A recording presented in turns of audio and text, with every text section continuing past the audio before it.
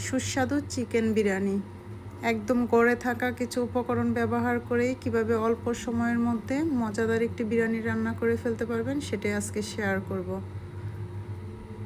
এখানে আমি ঘি আর তেল দুটি নিয়েছি, দিয়ে কিছুটা পেঁয়াজ কুচি ভেজে নিব। আর বিরিয়ানির জন্য আমি যে মশলাটা তৈরি করে নিয়েছি, জায়ফল, জয়ত্রী, পোস্তদানা একসাথে একটু ব্লেন্ড করে নিয়েছি। এবং পেঁয়াজটা খুব ভালো করে ভাজা হয়ে গেলে আগে থেকে লবণ এবং একটু দই দিয়ে ম্যারিনেট করা মুরগির মাংসগুলো দিয়ে দিব। আর এখানে আমি হাড় ছাড়া শুধু মুরগির বুকের মাংসগুলো নিয়েছি। তারপরে আগে থেকে তৈরি করা মশলাগুলো দিয়ে দিয়েছি। মশলাগুলো দিয়ে খুব ভালো করে চিকেনটা ভেজে নিব।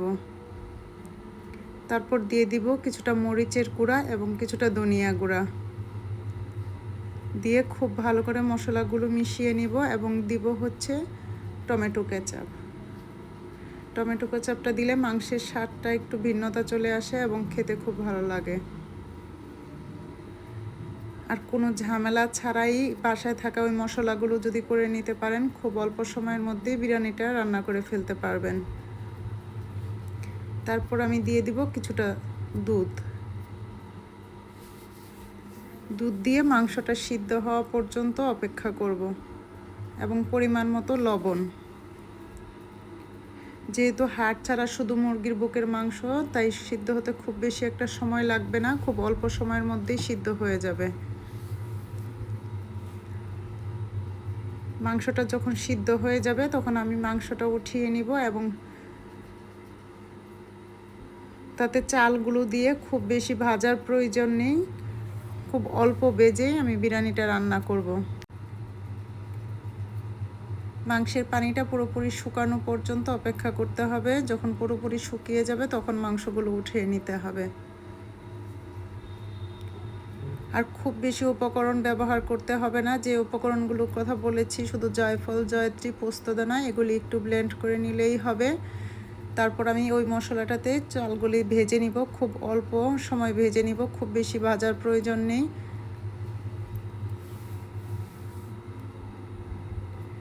ভেজে নিয়ে তাতে আমি দিয়ে দিব পরিমাণ মতো পানি।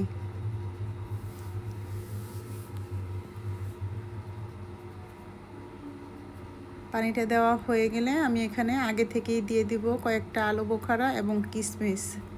কিশমিশটা ইচ্ছা করলে ব্লেন্ড করেও দিতে পারেন, কিন্তু আমি এখানে আস্তই দিয়ে দিলাম। দিয়ে দিব কিশমিশ আর আলু বোখারা দিয়ে দিব কিছু কাঁচামরিচ দিয়ে আবার দিয়ে দিব পরিমাণ মতো লবণ। আর পানিটা একটু পরিমাণ মতো দেওয়ার চেষ্টা করবেন। আর জালটা খুব অল্প আছে, যখন একটি বলক উঠে যাবে তখনই খুব অল্প আছে রান্না করতে হবে, তাহলে চালটা খুব বেশি নরম হবে না এবং বিরিয়ানিটা হবে ঝরঝরা। তারপর আমি পানিটা যখন একটু শুকিয়ে যাবে উপরে চিকেনগুলো দিয়ে দিব, দিয়ে খুব ভালো করে মিশিয়ে দিব। আর এই বিরিয়ানিটা রান্না করতে একদমই সময়ের প্রয়োজন হয় না এবং কোনো ঝামেলা হয় না। খুব অল্প সময়ের মধ্যে ঝামেলা ছাড়া আপনি অল্প সময়ের মধ্যেই তৈরি করে নিতে পারবেন। পানিটা পুরোপুরি শুকিয়ে গেলে আমি একটু ফ্লেভারের জন্য দিয়ে দিব আবার একটু ঘি এবং পেঁয়াজ বেরেস্তা। তারপর দিয়ে দিব একটু কেওড়ার জল। কেওড়ার জলটা ব্যবহার করলে আপনার বিরিয়ানির যে ফ্লেভারটা সেটা পুরোপুরি চলে আসে। দিয়ে আমি আরেকটু মিশিয়ে দিব এবং লাস্টে আরেকটু দিয়ে দিব পেঁয়াজ বেরেস্তা।